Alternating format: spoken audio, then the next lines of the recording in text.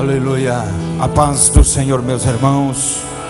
Vamos orar neste momento, logo após o pastor Aldo Galina, com toda a liberdade, ministrando a palavra do Senhor. Maravilhoso Deus, eterno Pai, a nossa gratidão, o nosso louvor, Senhor, por esse momento que Tu nos concede de podermos estar mais uma vez aqui no templo e poder aprender da Tua bendita e santa palavra. Neste momento no qual o Senhor está reunido aqui, Senhor, a Tua igreja, os Teus filhos e filhas, para ouvir a Tua palavra, para aprender algo mais da Tua palavra. Se conosco na continuação, Senhor, meu Deus, desta reunião. Manifeste o Teu Espírito e que cada coração esteja aberto para receber tudo aquilo que Tu tens para as nossas vidas nesta noite. Se conosco na continuação, usando o Teu servo, Senhor, e a nossa oração, em nome de Jesus, amém e amém. Alegria, pastor Aldo, Deus abençoe com toda a liberdade. Obrigado, pastor. Queridos irmãos, a paz do Senhor Jesus, tomem assento por gentileza. É um prazer poder cumprimentá-los, é uma bênção de Deus estar aqui nesta oportunidade, poder cumprimentar o pastor João Seno, pastor Roberto, demais obreiros da diretoria do IBOSEC, prazer cumprimentá-los em nome de Jesus, e todos os irmãos e irmãs que estão nesta noite conosco, para meditarmos a palavra do Senhor. Eu e a minha esposa, irmã Carmen, estamos agradecidos por podermos retornar a Criciúma. A Criciúma é uma bênção de Deus. Nós temos tido grandes oportunidades de virmos a Criciúma por várias vezes, e sempre que viemos, nós somos agraciados pelo Senhor com a sua bênção, visto que estar entre os irmãos é sempre uma bênção de Deus, é sempre resultado de edificação para as nossas almas.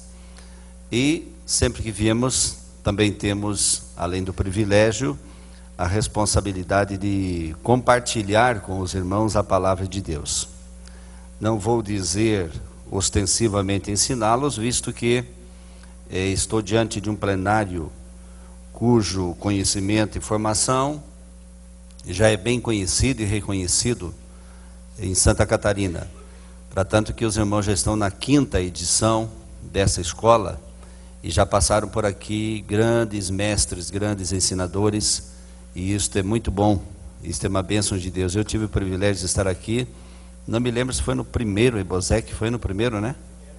No primeiro nós estivemos aqui com os irmãos e agraciou-nos o Senhor com a bênção de virmos nesta oportunidade novamente para estarmos aqui com os irmãos esses 3 dias. E eu desejo que a nossa presença entre vós seja de bênçãos de Deus e de edificação mútua, que todos nós sejamos edificados com a palavra de Deus. Você pode dizer amém para a glória de Jesus?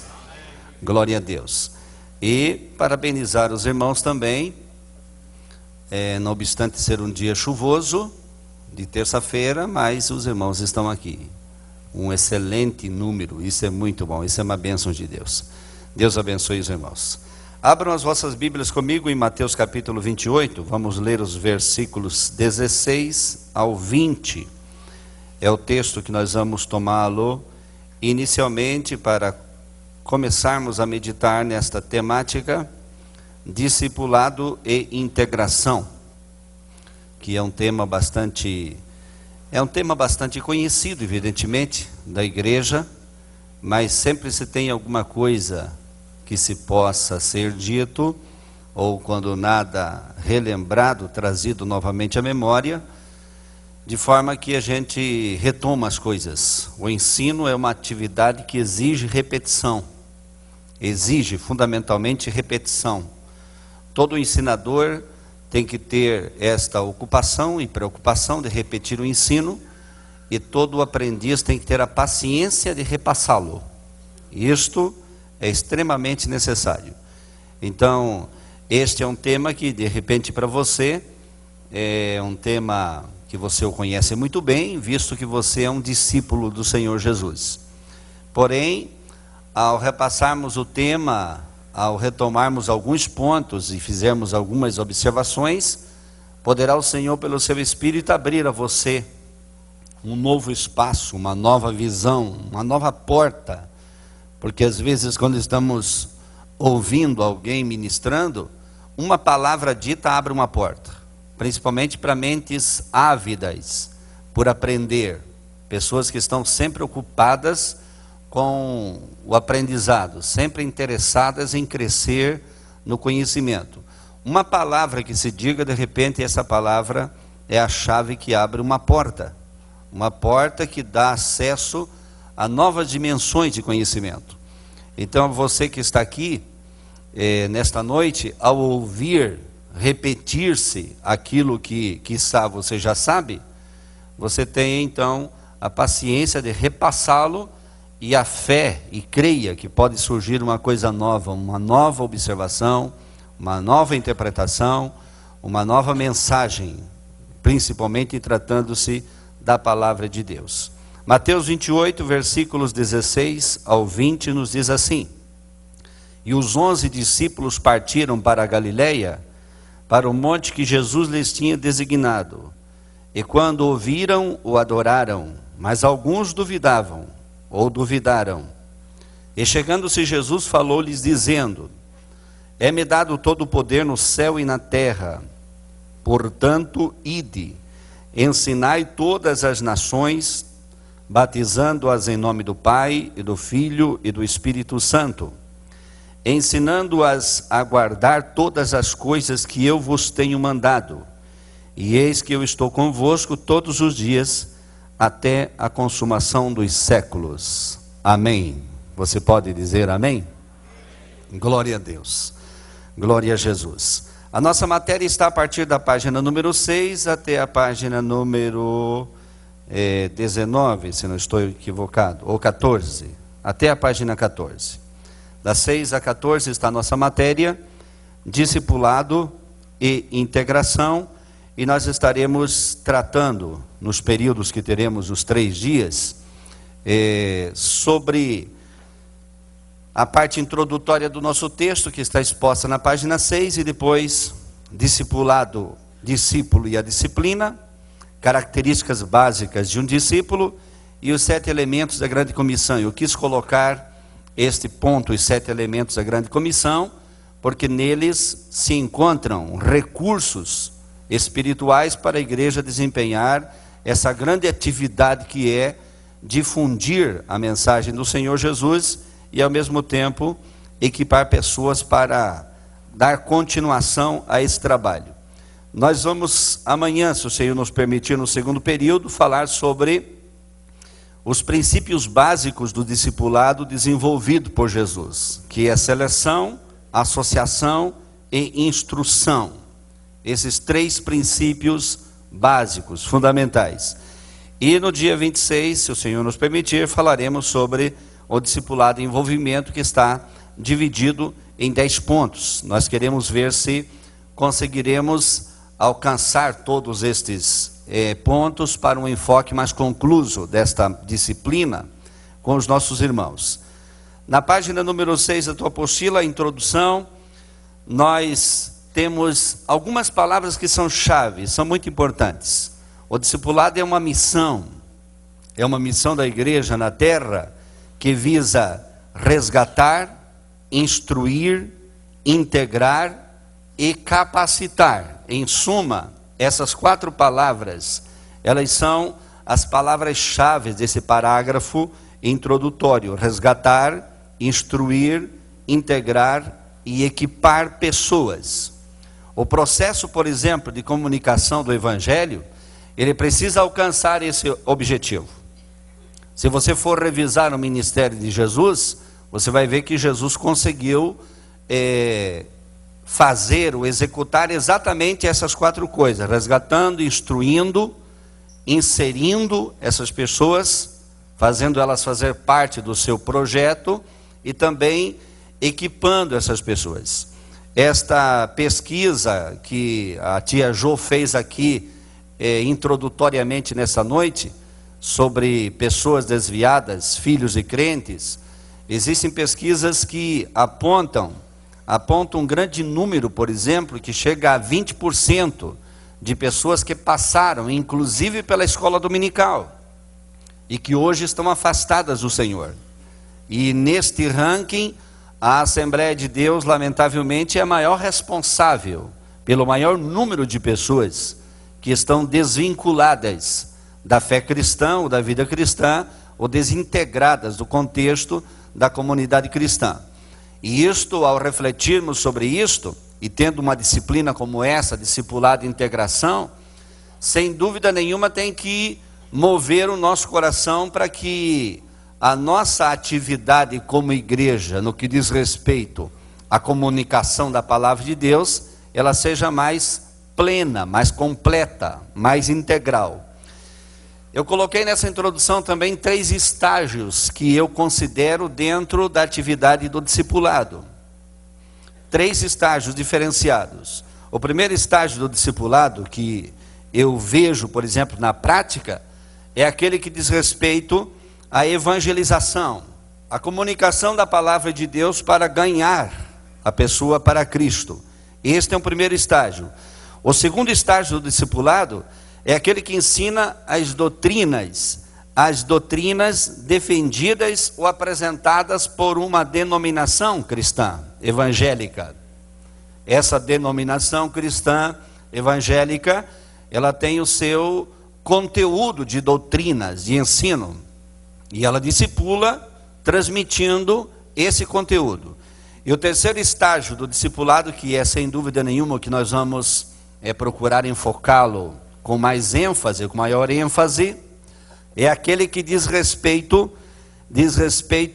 ao ensino de doutrinas fundamentais das Escrituras, ensinar a Bíblia, a palavra de Deus. E aí pergunta-se qual a diferença entre ensinar as doutrinas de uma denominação ou ensinar as doutrinas bíblicas.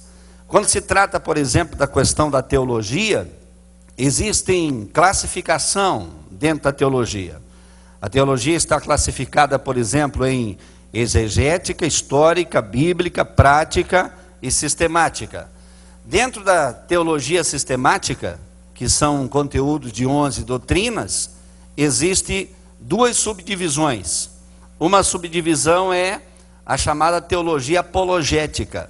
A teologia apologética é aquela em que a denominação apresenta argumentos em defesa do seu credo, quer dizer, defende o conteúdo do seu credo. E existe uma teologia dogmática, e a teologia dogmática diz respeito ao conteúdo de mandamentos e regras e princípios e tradições ensinados por uma denominação. E isso são coisas úteis, são coisas necessárias. A Assembleia de Deus tem os seus dogmas. Não é somente, por exemplo, a palavra dogma do grego dokeu significa mandamento, prescrição, regra, significa ensinamento, não significa heresia.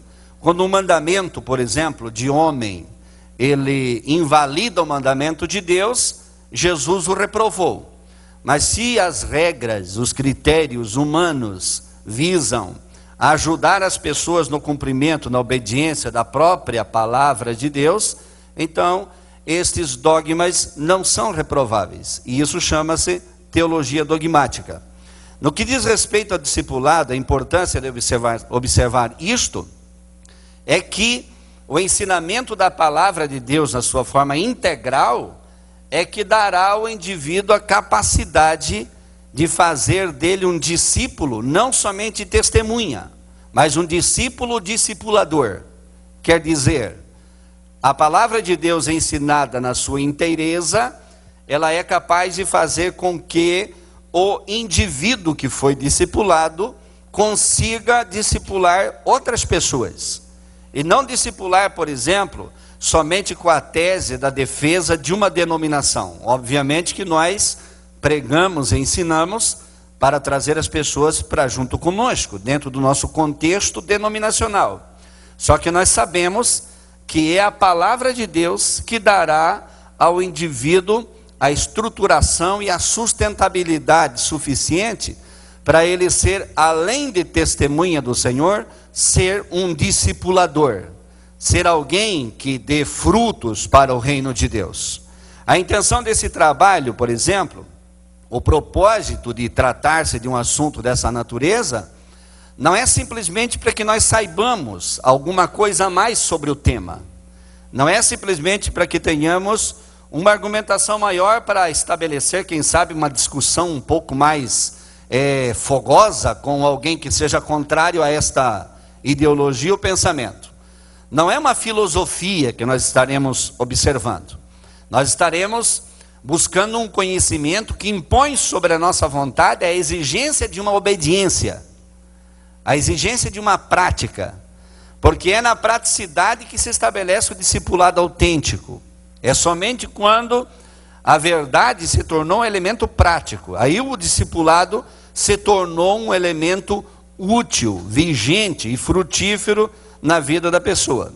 Vocês devem ter recebido recentemente o material, mas quando lerem vão encontrar que no 2º século da era cristã, Inácio, ele falou do seu martírio, e ele dizia do seu martírio como a conclusão do seu discipulado.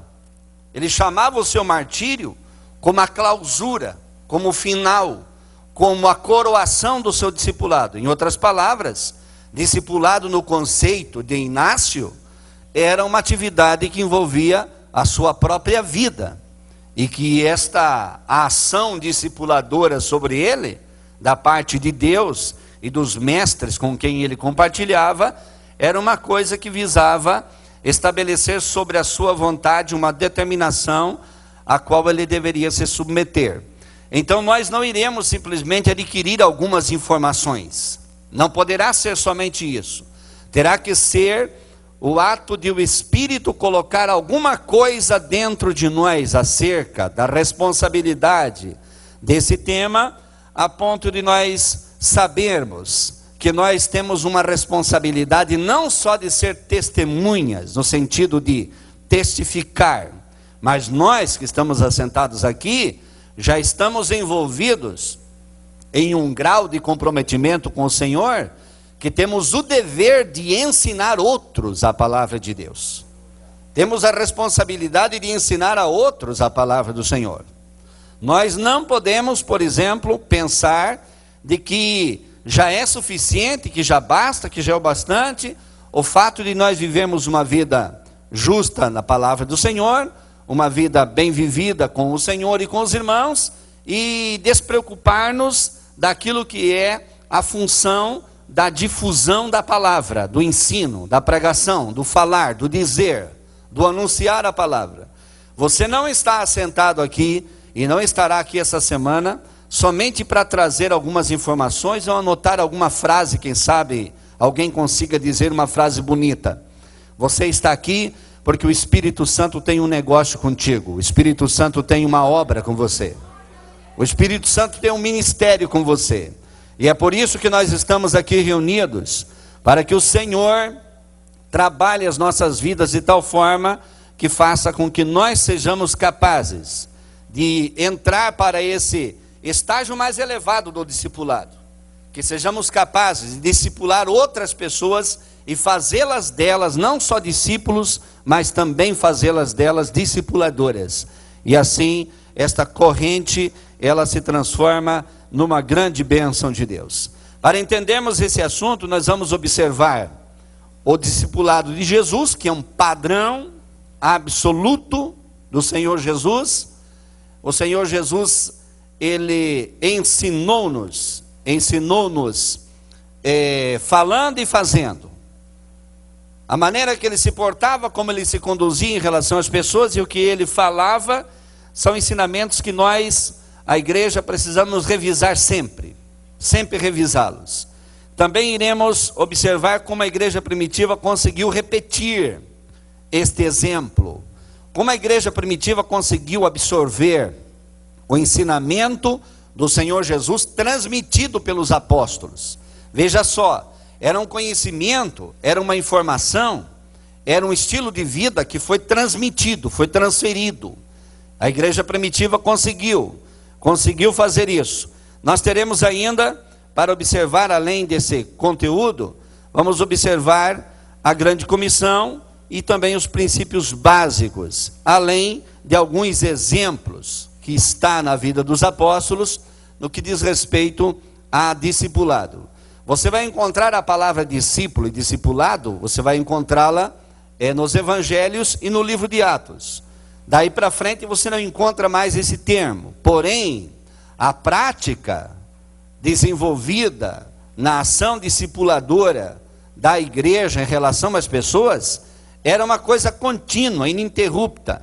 O indivíduo, por exemplo, ele só era solto quando estava de todo equipado.